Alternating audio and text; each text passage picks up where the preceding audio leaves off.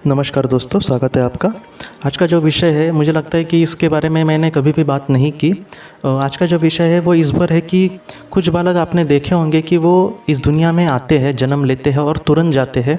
जो तुरंत जाते हैं मैं उनके बारे में बोल रहा हूँ। मतलब वो आते हैं और इस दुनिया से चले जाते हैं, तो उसको कुछ शब्द वगैरह प्रयोग करते हैं। मुझे माफ़ करो, मैं उसको मतलब प्रयोग नहीं करना चाहता, इसलिए मैं वो नहीं बोल रहा।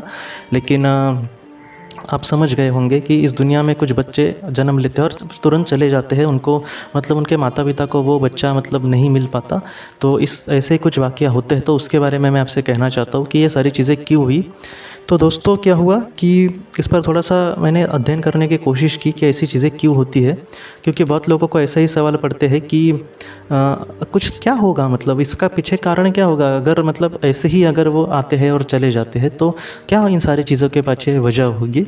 तो थोड़ा सा जो मैंने देखा है, रिसर्च किया है, सबसे ज़्यादा बड़ा जो मुझे जवाब मिला वो संतोष जोशी सर की जो किताब है शरीर अनेक आत्मा एक, उसमें कि ये जीवन अनेक आत्मा एक, उसमें ये सारी चीज़ें थोड़ी सी उन्होंने विस्तार से दी है।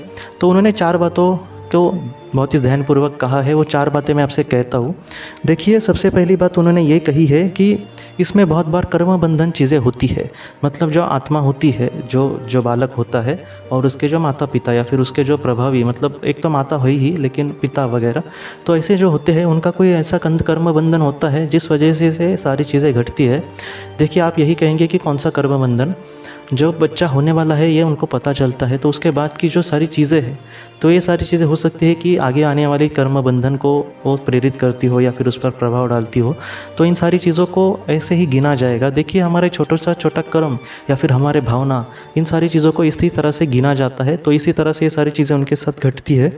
दूसरा उन्होंने ये कहा है, देखिए ये सारी जो चीज़ें होती है इसमें ये 3 कारण महत्वपूर्ण है। चौथा जो मैं आपको बोलने वाला वो अलग चीज़ है, लेकिन ये 3 जो कारण है सबसे ज़्यादा, मतलब एक तकरीबन मैं ऐसा सच कहूँ तो 90 से 95% यही कारण होता है कि ऐसा क्यों हुआ। तो इस वजह से इस पर हम ध्यान देंगे। दूसरा जो उन्होंने कहा है कि ये जो दोनों आत्मा इस तरह से बिछड़ते हैं तो उसके पीछे कोई सबक लेना महत्वपूर्ण होता है।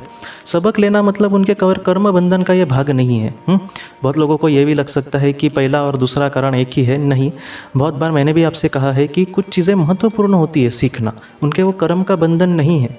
मतलब समझो, अगर हमें ये सीखना है कि हमें त्याग अगर सीखना है किसी इंसान को, तो उसके साथ ऐसा घट सकता है कि वो अमीर परिवार में जन्मा हो या फिर उसके पास बहुत सारे पैसे हो और उसके पैसे कोई चोरी करके लेके जाएगा। तो ये त्याग नहीं सीख रहा या फिर ये दूसरे को समझन नहीं दे रहा है। तो इस तरह से उसका सबक है ये कि तेरे साथ ऐसा घटेगा। क्यों? क्योंकि वो सुधर नहीं रहा। तो ऐसी चीज़ें घटती है। तो उसके कर्म बंधन में नहीं था। अगर उसके समझो किसी ने 2 लाख रुपये चुरा कर लेके गया, समझो, तो उसने किसी के 2 लाख रुपये चुराए नहीं थे, लेकिन उसके आत्मा के लिए ये महत्वपूर्ण था चीज़। तो इस बात को हमें समझना होगा। तो दूसरा कारण उन्होंने ये बताया है। तीसरा कारण उन्होंने जो बताया है वो ये है कि वो जो आत्मा होती है, उस आत्मा को अगर ऐसा एहसास हुए कि ये जो फ़िलहाल का हालत है, मतलब जिस हालत में वो उस जन्म लेना चाहती है पृथ्वी पर या फिर जन्म लेने जा रही है, तो ऐसे वक्त में भी ऐसा होता है कि वो ये सोचे कि ये उनके लिए, उसके लिए अगर फ़िलहाल हालत जो है वो ठीक नहीं है, ऐसे वक्त में वो ये चाह सकती है या फिर वो ऐसा डिसीजन ले सकती है कि वो जाए ही ना या फिर वो फिर से आत्मलोक में लौट जाए। तो ये 3 भाग होते हैं।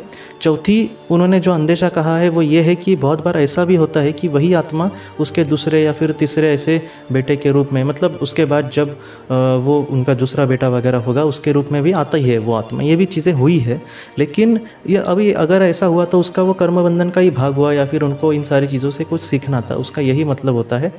लेकिन ऐसा भी बहुत बार देखा गया है, और मुझे लगता है डॉक्टर माइकल न्यूटन जी की किताब में मैंने ये पढ़ा था कि अगर कोई समझो बालक इस दुनिया से ऐसे ही चला गया, तो ऐसे वक्त में ऐसा भी होता है कि कोई दूसरी आत्मा को भी उस पर प्रवेश करने की अनुमति दी जा सकती है। अगर उसके कर्म बंधन या फिर उसी वक्त में अगर वैसी चीज़ घटी तो दूसरी भी आत्मा अगर तैयार हो, मतलब उनसे ये सारी चीज़ें, मतलब उस बालक के सामने जो भी प्रारब्ध है वगैरह, तो इस तरह से वो भी जन्म ले सकता है। कोई दूसरी आत्मा उसके शरीर के अंदर जा सकती है, उस बालक के अंदर। लेकिन ये बहुत ही अगर मगर की ये बात हो जाएगी या फिर ये कंफर्म हम नहीं कह सकते कि ऐसा ही होगा। लेकिन अगर ऐसा इस दुनिया में कोई बालक आते हैं और तुरंत ही चले जाते हैं दोस्तों, तो उसके पीछे यही चीज़ें होती है।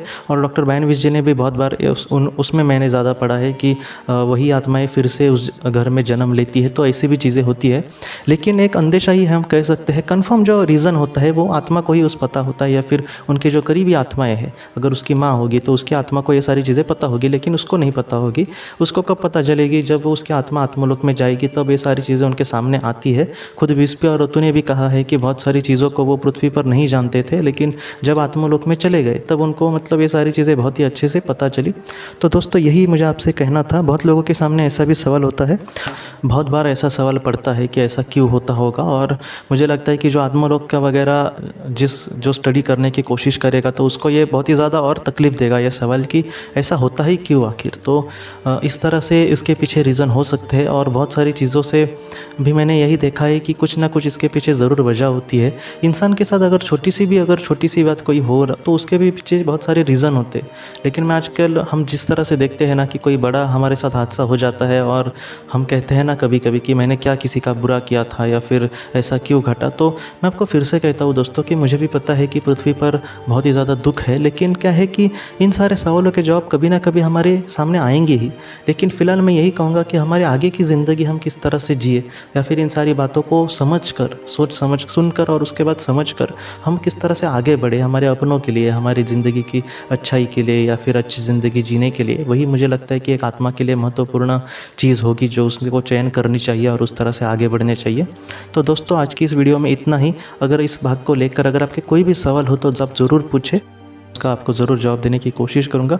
हम अपने अगली वीडियो में मिलते हैं। आप अपने परिवार का ख्याल रखना। आपका बहुत बहुत शुक्रिया। ज़िंदगी की रोशनी ये संस्था ऐसे लोगों के लिए काम करती है जिन्होंने किसी अपने को खोया है, या फिर जो लोग अपनी ज़िंदगी में बहुत ही ज़्यादा दुखी है। जो लोग इस संस्था से जुड़ते हैं उनको तकरीबन 50 किताबें भेजी जाएगी उनके व्हाट्सएप पर या फिर ईमेल पर। ये किताबें आत्मलोक या फिर मौत के बाद हमारे साथ क्या होता है, इन सारी चीज़ों की आपको पूरी तरह से जानकारी देगी। और इसके साथ साथ आपको एक पास्ट लाइफ रिग्रेशन थेरेपी की ऑडियो भी भेजी जाएगी। इस ऑडियो की मदद से आप घर बैठे अपनी पास्ट लाइफ रिग्रेशन करने की कोशिश कर सकते हो। बहुत लोग पास्ट लाइफ रिग्रेशन थेरेपिस्ट के पास किसी कारण के वश नहीं जा सकते, तो ऐसे लोगों के लिए मदद के लिए ये ऑडियो तैयार की गई है।